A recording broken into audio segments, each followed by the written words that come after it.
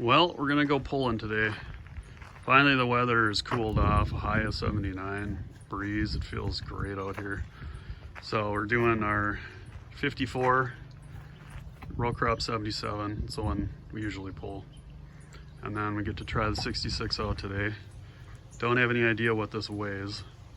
The classes have a pretty significant jump at this particular pull, 3,600 all the way up to 4,500. So we hope we can make 36, because trying to weigh that up is probably going to be a lot.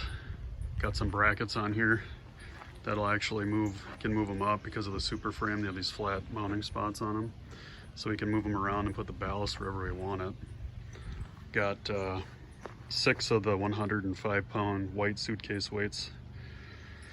So we'll see how it goes. Bring you back.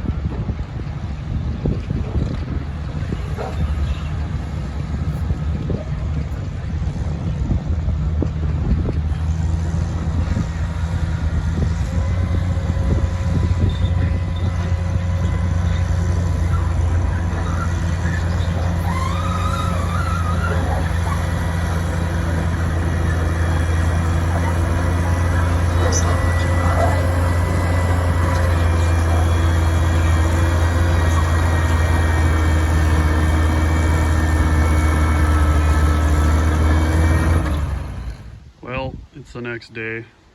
Tractors are put away, tucked back into their stables.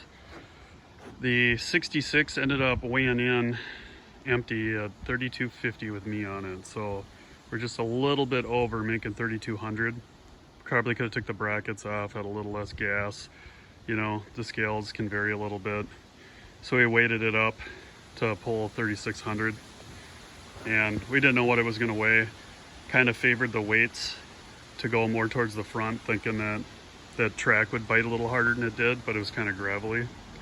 So it could do it over. It would have ballasted more towards the back because it ran out of traction and spun. You could see the front end was bouncing just a little bit.